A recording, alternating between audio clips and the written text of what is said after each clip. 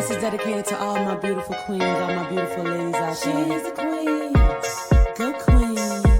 You got it, girl. She's a queen. You better represent. Go queen. Go queen. Go. She's a queen about her business. Queen. Working hard on a mission. Yeah.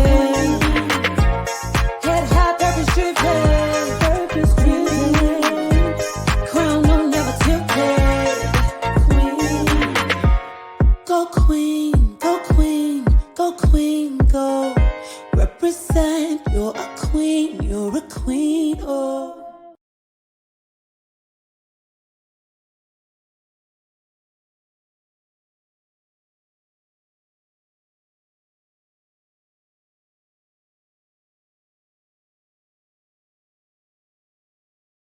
Integrity, redemption, results.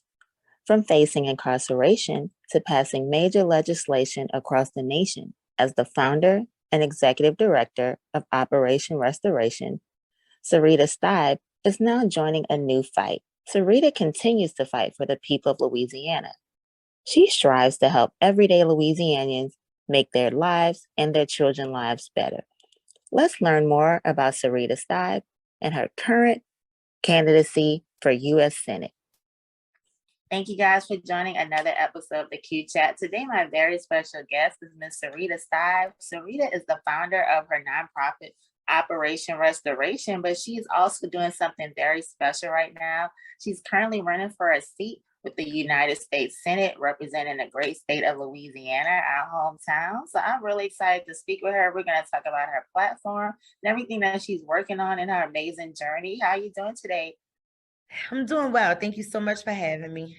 Thank you, because like I said, I know you're busy, so thank you so much for taking the time to talk with me. So I'm real happy to speak with you. So I just wanted to dive right in and definitely talk about your campaign, Operation Restoration, and of course, my favorite topic, self-love. So the first thing I wanted to touch on is with your campaign. So I know you have 5 points that you're covering with your campaign, and one of them is geared towards the equal rights of women. And I know over the past few months, the Supreme Court has made the decision, as we all know, to abolish Roe v. Wade. That's been a blow to the country for so many different reasons. What in our particular state of Louisiana are some of the disparities that you're aware of, between women and men that you would like to address? And also, what is your game plan with that point, to make things a little better for us women? I know equal pay was something that was a big topic last week. Like, what are some of the things that you've notated just specifically in our state? Well, I think what we have to begin to realize and begin to talk about and speak about is why do we have to pass laws in order to give protections to our birth rights that we receive at birth? You can look at it as it relates to gender. You can look at it as it relates to race, ethnicity, all of those different things. There's a certain set of rights that being born in the United States and in Louisiana should afford you. And I think that while we are doing everything in our power to protect the strides that we have made and not be able to step back in time, 100 years. So what I want to begin to also work on while I'm fighting to protect the rights of women and the rollbacks to the rights that we've earned over the years is we also need to start focusing on the document, the Constitution and how it's created and those amendments and the things that lie within the document that stop us from having the rights that were afforded to us at birth. Begin to address the language. How can we strike that out instead of every 15 years or every 20 years? These things continue to come up, and depending upon who is appointed to these seats or who is elected to office, we have to worry about the attacks on women, attacks on people because of their ethnicity or their race. It's really problematic because the foundational document, the original document, allows these exclusions to happen. How do we begin to protect them? So to me, it goes deeper than just codifying things. It goes deeper than, passing a law that lasts for 20 years or 30 years. We really have to be intentional and become intentional about how are we removing things from a document as it exists that takes away these rights and these protections. Right.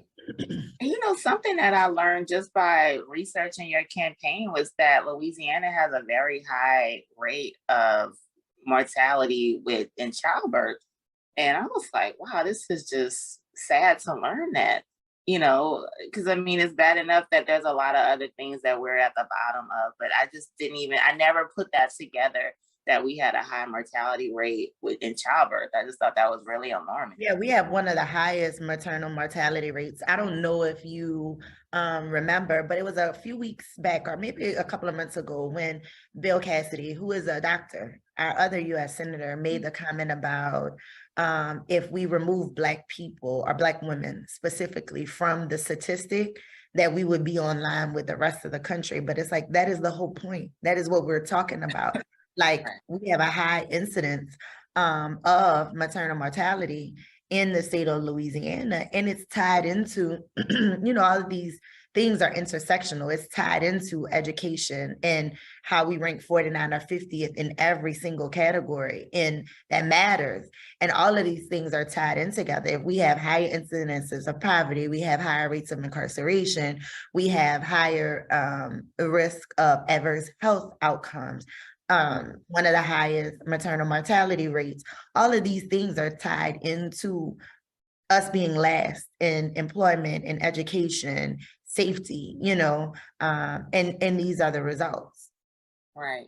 It's just really unfortunate, especially, when it's tied directly to women of color. It's really scary and it's really sad. And I know a lot of women who have stories of, because I've given birth to children in Louisiana. Obviously, I have other people who I know that have everyone has a bad story regarding lack of treatment that they've received, or just some type of incident that may have happened in the emergency room or something where they weren't really, listened to or whatever. And I just think that's super unfortunate, and this is really terrible to learn.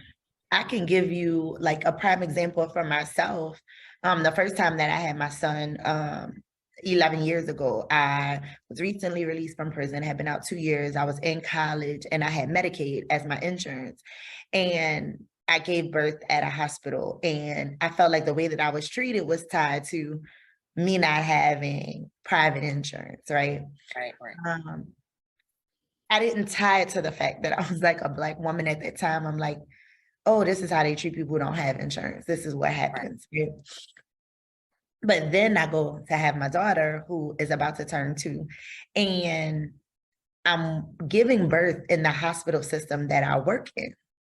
And now I have a degree in a healthcare field, and I've been in the hospital, at this time, I had just stopped working PRN, but had been in the hospital maybe about 7 or 8 years at this time. And I remember my daughter, we had shoulder dysplasia. So her shoulder was stuck behind my pelvis in giving birth. And it's one of the worst things that can happen.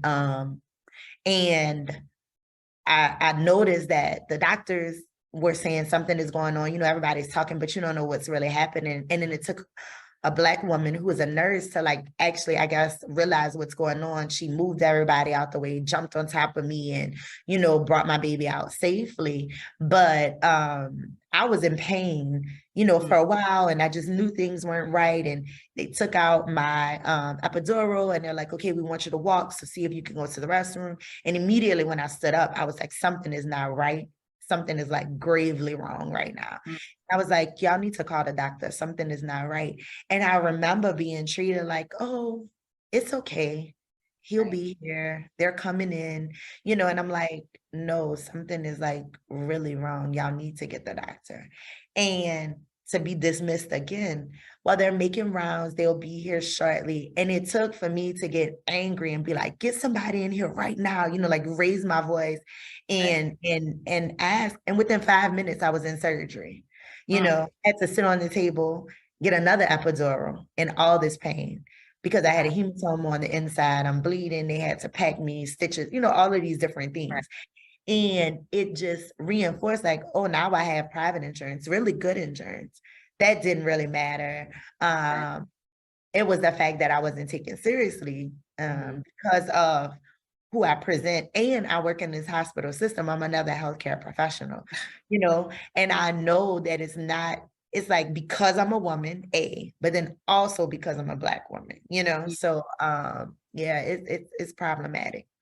It is. I definitely had an incident with my last child where I know he could have passed away because I know I went to the hospital. My son was due close to Christmas.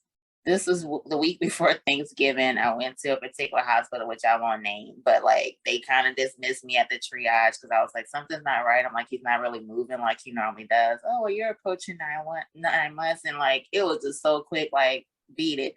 And he came like a few days later, like the week before Thanksgiving. Water broke. I'd never experienced my water breaking at home. And during the delivery, his heart rate kept dropping. Now, the people at the hospital at that time, but ironically, it was all women of color on staff that night because my OB was a woman of color, but she just happened to be going out of town now because mind you, the baby came weeks early.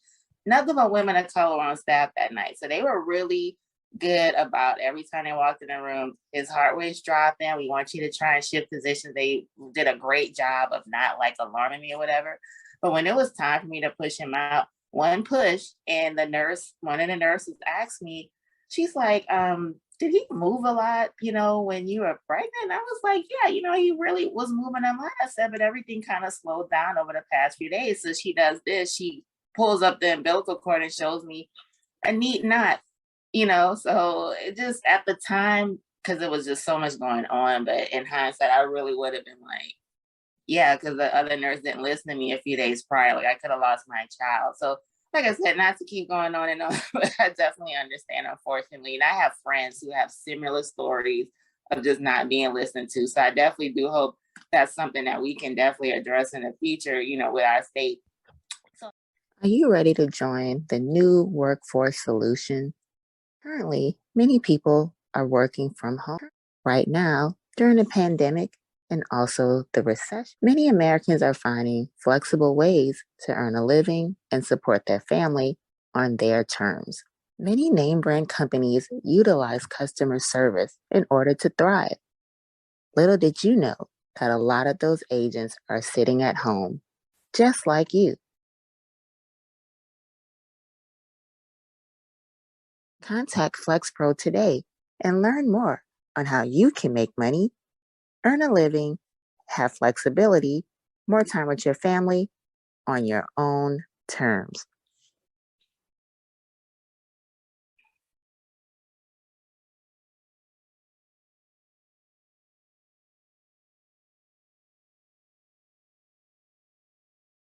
Hi, it's your girl, Danny Parks. Listen, if you are having any type of suicidal thoughts, if you're having any type of mental health crisis, I want you to dial the new suicide hotline, 988. That's right. It's only 3 numbers and it's 988. You can call this or text it to be connected to a crisis counselor where they can help you through your situation in that moment. Once again, that number is 988, and that's it. All right, I'll see y'all later.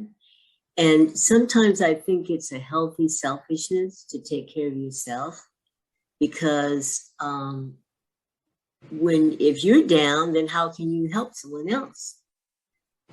So it's a thing back to balance in my life that I have to continue to struggle with and work with because we as women, we're kind of naturally caregivers. You know, we're the one that takes care of the birth of the child and the nursing, and that's just in us. So when you're struggling with self-care and trying to earn a living and putting food on the table and looking out for your children, looking out for your husband, looking out for your home, it's a challenge. You know, with our state. So another question I have is some of the additional points to your campaign are infrastructure, education, energy, and collaboration. So as we discussed with some of the things with our state normally ranking 49 out of 50 sometimes, our state has generally struggled with the economy, high-paying jobs, infrastructure, as well as education. So as I can imagine, I know all these points have to be super important to you. So what is your vision to marry all those concepts in order to build Louisiana to be more stronger? Because like you said, we generally ranked 49 out of 50, and there's so many great educated people that have come out of our city. Some people have really made it, but what is the way that we can work together? And, with your campaign, how would you like to marry all those points in order to make us better and stronger? Well, I think it begins with like all of the points are intersectional, right? But it starts with that fifth point of collaboration. We can't continue to work in silos. We have to reach out and work together and not make any decisions in our respective disciplines without collaborating across spectrum. So, for instance, you talked about women's rights, education, infrastructure, and energy, right? A lot of people are highly educated, but feel like they have to leave in order to make something of themselves. And that is not necessarily the case, but that is how they are made to feel. We feel like we cannot succeed here, or we can't grow here, or there's not opportunities and they're not jobs. But we know that's not the case because people are constantly moving here for jobs. People are constantly moving into Louisiana to take and grab these high-paying jobs that we have, especially out in the river parishes and along the river in the energy sector specifically. But if we focus on becoming a dual energy state and creating new economic opportunities for folks, I don't think it has to be an either or. I think we can do both. We have a lot of issues as it relates to environmental justice across the state, and companies who come in and just do what they want and they leave our communities in disrepair, or, in St. John Parish, the Cancer Alley situation that's going on about the refineries polluting our communities. So those things have to be addressed, but we also have refinery and petrochemical industry partners who are doing the right thing and are showing up for communities and supporting the communities and not just taking from the communities. So how do we make sure that that is a priority with any partners that we have moving forward? And how do we move into the next century as a dual energy economy in this state and moving toward clean energy as a whole? But we know how we can do that. That's through education. We need to have we need to educate our students in a way that allow them to compete and are able to maintain and take these jobs here and keep them at home in the state of Louisiana. There are other issues with infrastructure. I'm not just talking about infrastructure like roads and bridges. I'm talking about infrastructures of water systems. I'm talking about infrastructure in community. What does broadband look like across the state? We talk about getting new equipment and resourcing communities, but if we don't have broadband, every piece of equipment that is created today has some type of Wi-Fi, some type of smart component to the machinery and equipment that is being provided through these rural development grants and all of these different places. But if we don't have good, strong Wi-Fi, we can't attract new economy and we can't sustain the economy that we have. The other piece is that we've begun to import more goods in than we're exporting. And that is a problem because Louisiana has some of the richest soils in the country. We are able to grow just about anything in some part of Louisiana.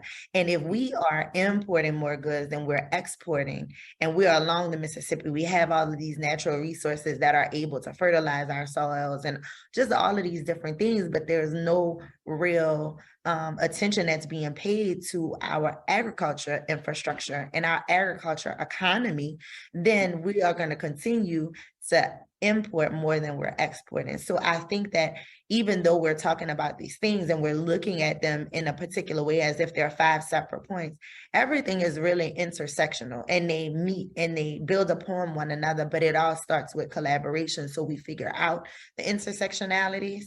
And one other thing I want to talk about with infrastructure is what's happening in Jackson currently and what happened in Flint is not unique to Mississippi and Michigan.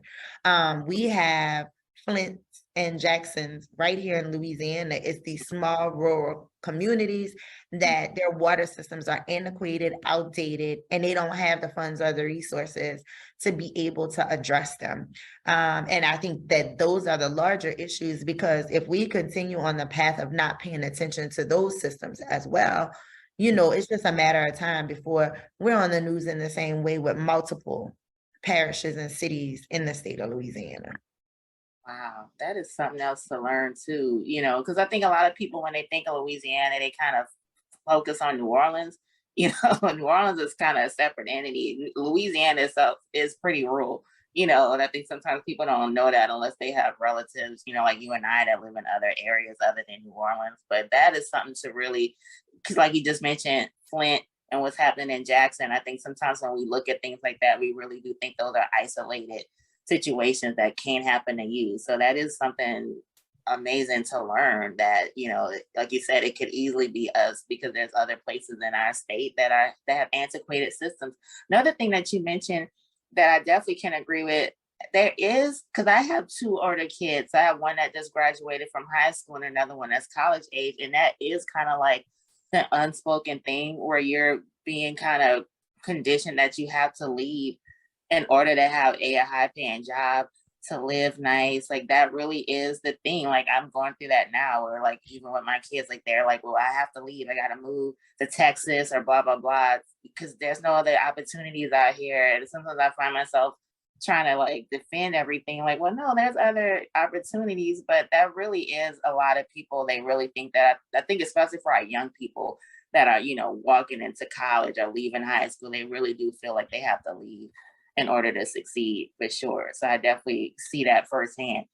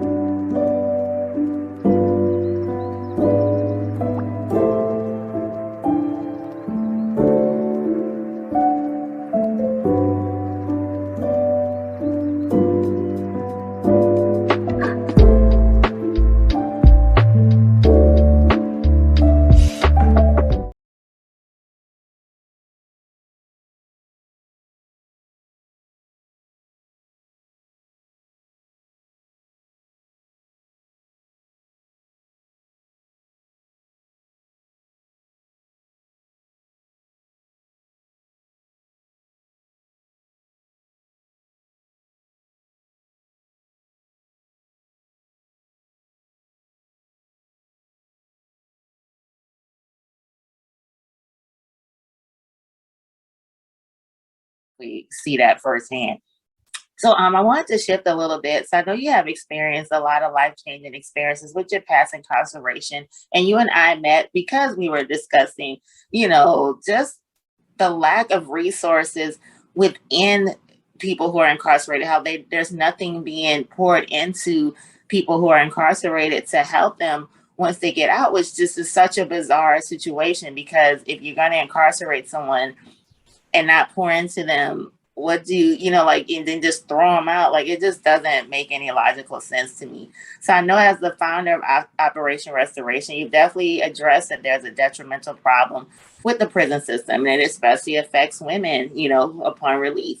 So due to your passion and dedication to change, you help write and successfully advocate for the passage of the Louisiana Act 276, because I know you also mentioned, not being able to go to school initially, which of course is another thing. Everyone should have the right to an education, which ties back to our previous conversation. So again, like I said, I just think just from people that I know that have gone through incarceration and just hearing their stories of once they've gotten out, it's just real alarming to know that there's like no resources basically while in prison. So I know you've definitely addressed, working to have, with your foundation to help people once they're out.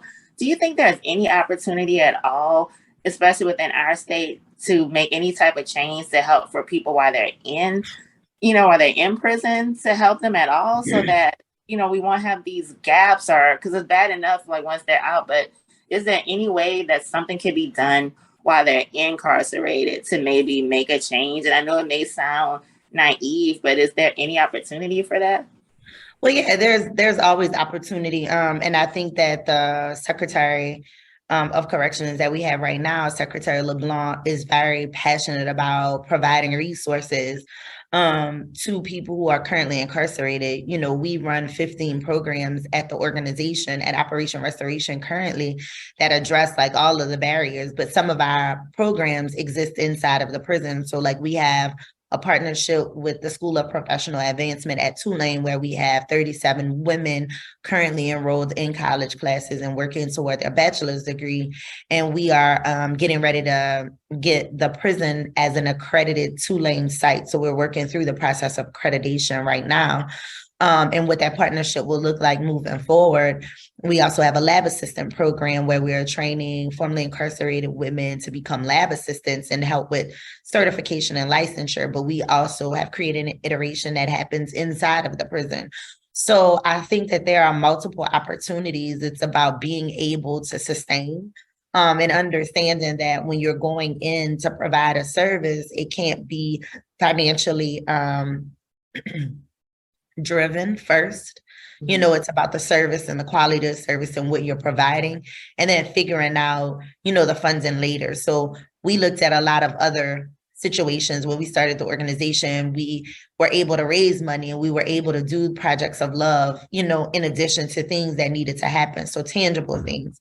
I think that a lot of times what people assume is that like people in prison are like the worst human beings. They should be treated as such. And we don't really care what type of resources that they receive while they're in prison. And it's like everybody in the community should be invested in people who are in prison, because 96% of the people who are incarcerated are coming back into community. So if they're coming back into community, we all have a responsibility as members of the community to be aware and be invested in like who is coming back to community and what type of person is coming back to community. I would much rather someone coming back to community who has been treated well, who has been educated, who has been really healed. Because if we know that, you know, in women's cases specifically, 95% of women who are incarcerated have experienced some form of trauma, documented trauma, whether that is physical abuse or sexual abuse, you know, the tragic loss of someone close to them, but some tragic situations. And 70% of women who are incarcerated in Louisiana have a diagnosed mental health disorder.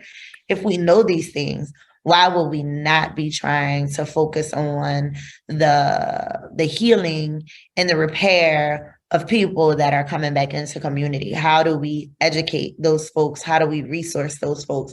How do we participate in making sure that the transition into society is a good transition? You know, because people are coming back to community. 96% of people who are incarcerated. Mm-hmm.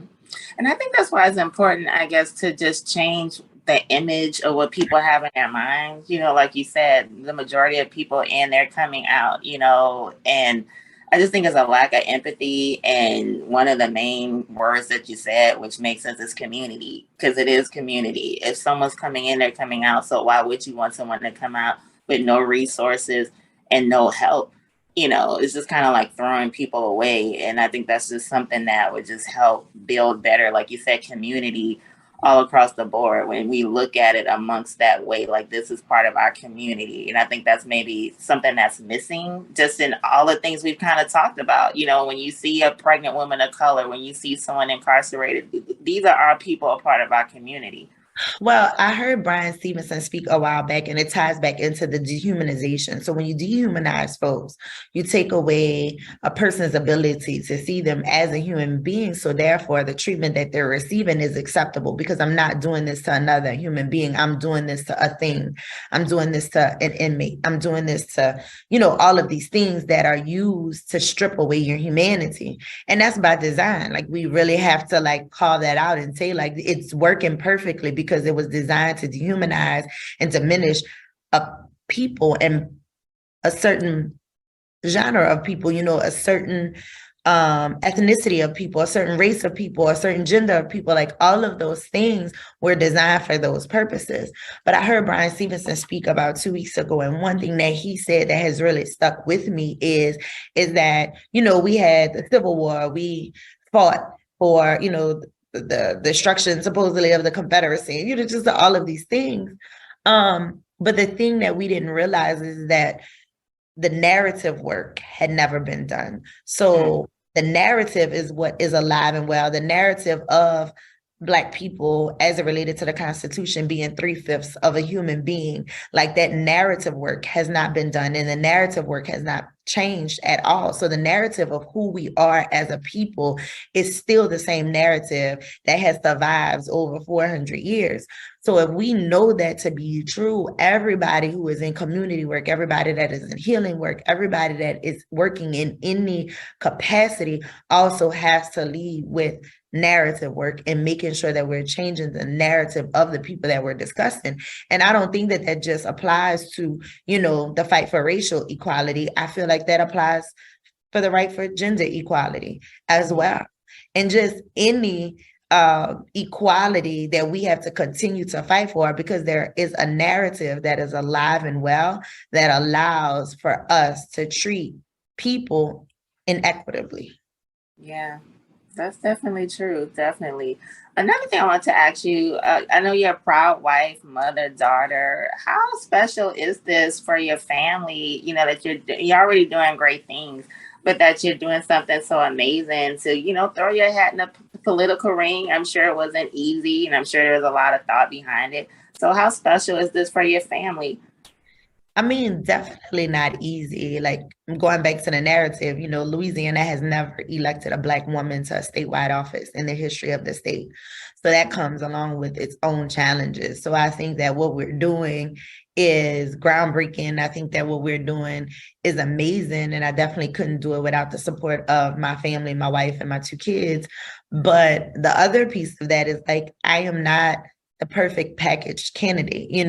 I tell people all the time, like if I decided to do anything that could bring who I am to the forefront and give people bulletin board material for me or about me, like I chose the largest stage and arena, because, people have their views on same-sex marriages or equality as it relates to those things. People have their thoughts and prejudices against, Black people, what jobs women should be in. I mean, I just feel like I give people a whole laundry list of things that they can come after. But I stand before them nonetheless, being who I am and being my true self.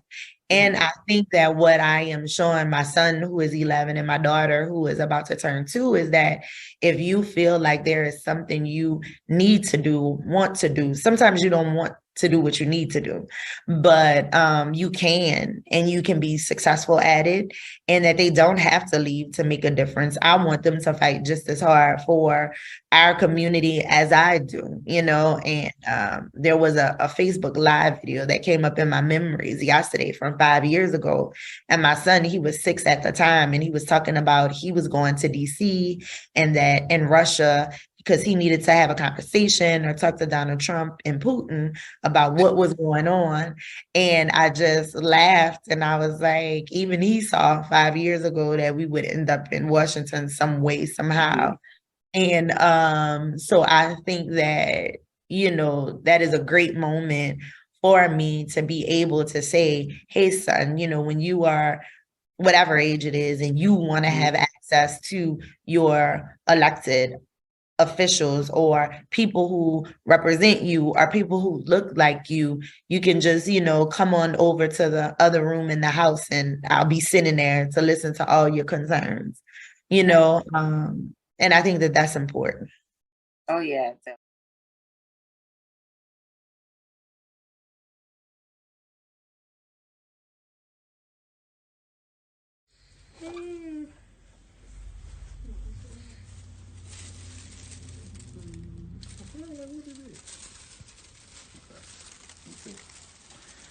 So we did the Hungarian mud treatment. We've already placed it on our client, and you can begin to see that she's dried on the outside here. Of course, this is what it looks like once you put it on, and then it begins to dry. So of course, we're going to keep her wrapped so it will go ahead and dry. Of course, wrapping the client, they'll dry faster. Of course, we can do this all over the full body. Important. Oh yeah, definitely. And I know, like you mentioned, like your laundry list, but the irony is you represent so many classes that don't have a voice all the time. So like you covering a lot of bases of people who need someone to represent them. So I think, like I said, we all have a purpose. So like you really are representing so many different classes that don't have that spotlight, the stage that they need. So that's the great thing about it. So one of my final questions is, of course, as a woman of color, you do know what it's like to go through a number of growing pains. Many young women of color struggle to feel love. So in addition, during those struggles, many young women, we will make certain choices that can be very life altering. And sometimes it's hard to get back up again. So as a result of those choices too, some women have low self-esteem. They just battle a lack of just self-worth. With your journey from girlhood to all the things that you've gone through to where you are now, what has been the role that self-love has played for you to be where you are now with self-forgiveness and just being able to have this confidence to move on? What role has self-love played in your journey? I think it's still evolving, right? I think that sometimes you really love yourself, sometimes you hate yourself, sometimes you think you can do better. The thing that I preach over self-love, of course, you have to love who you are. But I think it's deeper than that. You also have to practice a spirit of giving yourself grace. It's like you can give other people grace for their mistakes. You can forgive them. But like, why don't you practice that on yourself? Like, who deserves your grace more than yourself? Who deserves your forgiveness more than yourself? Who deserves confidence booster more than yourself? So, I have times where I have to stand in the mirror and remind myself of who I am, and it's because if I don't have anybody else to do it for me, I have to be able to do that for myself. So, that saying about you can be whoever you want to be, that is absolutely true, because I wake up sometimes and I want to be, incognito, and I don't want to, be the CEO and president of an organization. I throw my sweats on, a t-shirt, and I act like I don't have a job.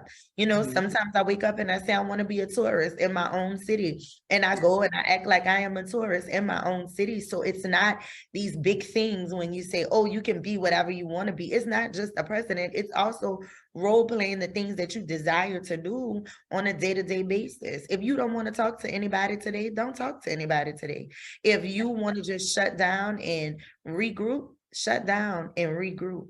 Like, you allow everybody in your life, you give them everything that they need, you affirm them, you speak life into them, you give them grace. If they need to call into work, you allow them to do that. So why can't you do those same things for yourself? So that is the motto that I have learned to live by.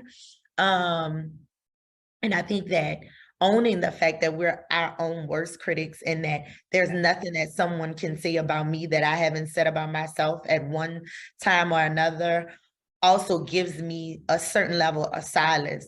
And I'm not saying that I go through life being oblivious to like things and certain things that people say hurt from time to time, or, I may feel a particular way about a certain thing. All of that is normal, right?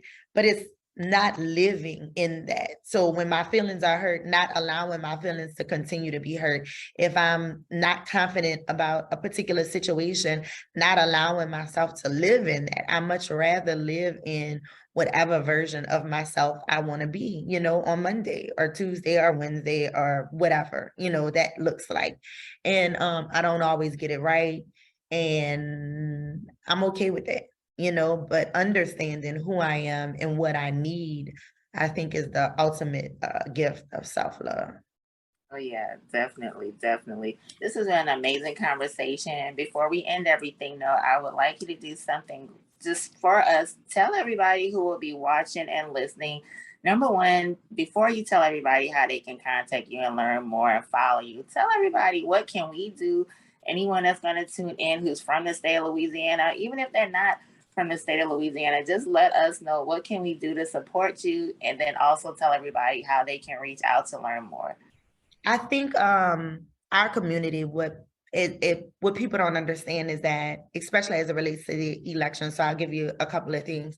The election specifically is that it's much more than volunteering and voting for me on early voting and election day. I think what the campaign is definitely working toward is higher visibility, getting the word out about who we are and what we represent and what we're running for and what we stand for, and also fundraising. So financial contributions and donations to the campaign are needed. They're warranted, because the only way we're going to be able to get our message out around, canvassing and knocking on doors and all of those different things is through the resources that we are provided through donations. We know that traditionally our communities are not connected to circles of wealth. And it's designed for people who are connected to circles of wealth to raise the most money. And it's evident that 96% of the people who are elected to federal office currently, between our senators and our Congress people, 96% of those people are independently wealthy. And if we know this to be true, our community has to come together to be able to say, hey, you know what?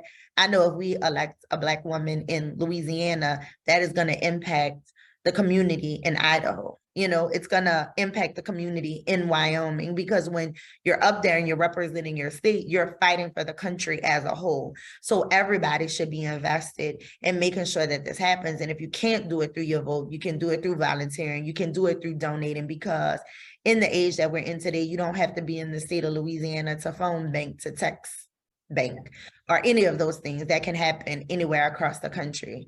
So my website is SyritaSteib.com. And on social media, it's all support Syrita. So I didn't want to do friends of, I didn't want to do, the normal terms. I wanted to do support Syrita, because that is what I need from community and everybody, is I need your support. And that is what it looks like. As the organization is concerned, Operation Restoration, the website is www.or-nola, that's NOLA.org. And there you can learn about all the programs that we provide for community and women and girls who are being released from incarceration. And you can get involved there too. We always are looking for volunteers. And of course, you can also donate to the nonprofit. We are a 501c3. And yeah, that's it. Follow on social media and support. Awesome. Thank you so much for taking time out of your busy schedule to talk with me. And wait, one more thing. I'm sorry. So early voting is October 25th here in Louisiana. Election day is November 8th. I'm number 12 on the ballot. So I want to ask anyone and everyone who is able to vote in the election in Louisiana to consider giving me your vote. And I greatly appreciate it. So I would be remiss not to mention that. Yes, awesome. So please, please, please support this sister. Like, we definitely need a woman of color. For people from Louisiana who are going to tune in, we definitely need a sister that's going to represent us. So definitely give Syrita all the support that you can. And if you're tuning in and you're not from Louisiana, she just laid it out. You can still help. You can donate. You can send funds. You can help still. So we definitely need to fight, because one person from Louisiana still represents us all. If you're not from our state, it just gives us all a voice, and we all work together. So thank you so much again. I do wish you all the luck with this campaign, and I definitely hope that, like I said, you're already a winner, but I'm ready to see some victory in November. Like, this will be an amazing thing. So thank you so much for all that you're doing. Well, thank you for having me. I really appreciate it. Thank you so much. Della must have did this beat.